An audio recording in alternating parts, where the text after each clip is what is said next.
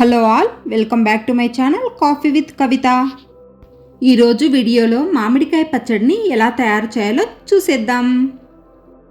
ఇదే కొలతలతో మీరు కూడా ఈజీగా టేస్టీగా ఆవకాయ పచ్చడిని చేసుకోవచ్చు. ఇలాగా పచ్చడి చేసుకుంటే ముక్క మెత్తబడకుండా ఎన్ని రోజులైనా ఫ్రెష్గా ఉంటుంది ఆవకాయ పచ్చడి. గిన్నెను కొలతగా తీసుకుని మనము ఆవకాయని ప్రిపేర్ చేసుకుందాం. నేను చేసుకున్న ఆవకాయ అయితే చాలా టేస్టీగా వచ్చింది. మీరు కూడా ఇదే విధంగా చేసుకొని ఎంజాయ్ చేయండి.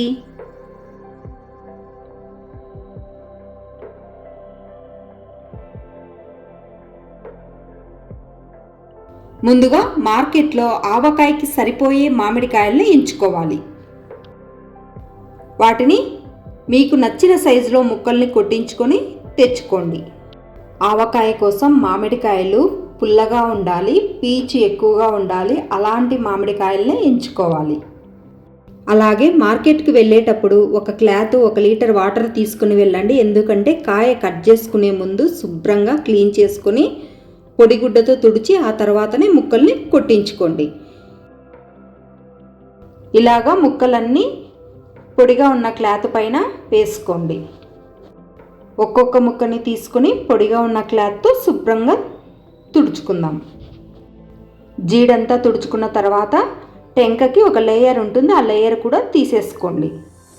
ఇక్కడ ముక్కలు అన్నవి ఎల్లోగా కనిపిస్తున్నాయి కదా, మామిడికాయ మాగింది అన్నట్టు అనిపిస్తుంది కదా. లేదండి, మామిడికాయలు గట్టిగా ఉన్నాయి, కెమెరాలో అలా కనిపిస్తున్నాయి అంతే.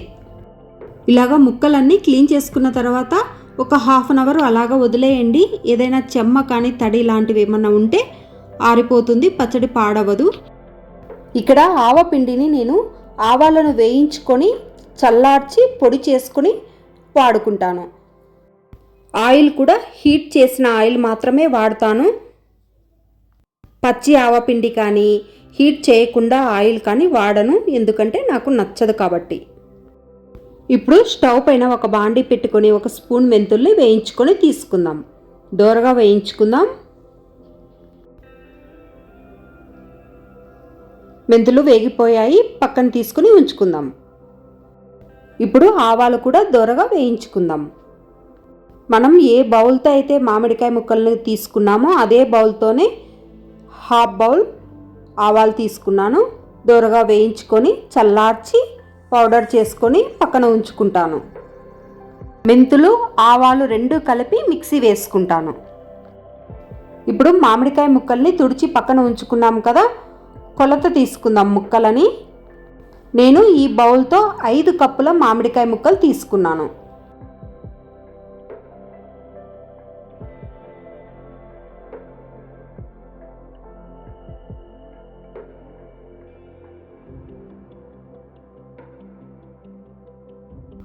ముందుగా కొద్దిగా పసుపు వేసుకుందాం. ఇప్పుడు పొట్టు తీసుకొని ఉంచుకున్న వెల్లుల్లిపాయల్ని 1 గుప్పెడు వేసుకుందాం.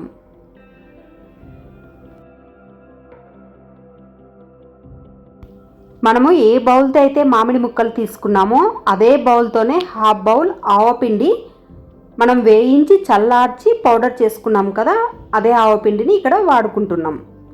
ఇప్పుడు కల్లుప్పుని మిక్సీ వేసుకొని వాడుకుందాం. మనం ఏ బౌల్తో అయితే మామిడి ముక్కలు తీసుకున్నామో అదే బౌల్తో 3/4 కప్పు ఉప్పుని తీసుకుందాం.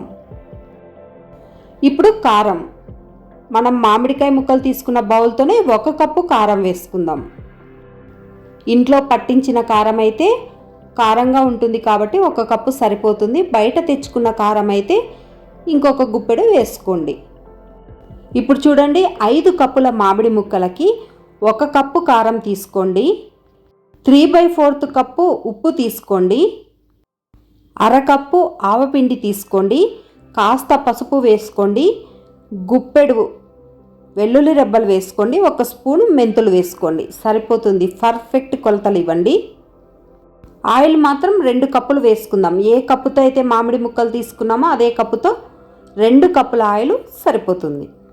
ఆయిల్ని వేడి చేసుకుందాం. ఎక్కువగా హీట్ అవ్వద్దు, లైట్గా హీట్ అయితే సరిపోతుంది. స్టవ్ ఆఫ్ చేసుకొని ఆవాలు, కాస్త జీలకర్ర, కొన్ని ఎండుమిరపకాయలు, కొద్దిగా కరివేపాకు వేసుకొని చల్లారబెట్టుకుందాం.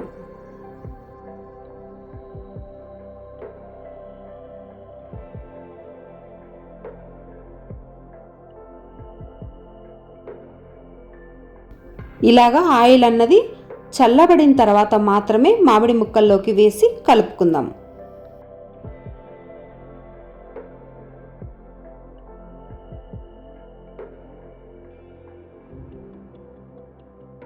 మూడు రోజుల తర్వాత ఆయిల్ అన్నది ఇలా పైకి తేలి ఉంటుంది.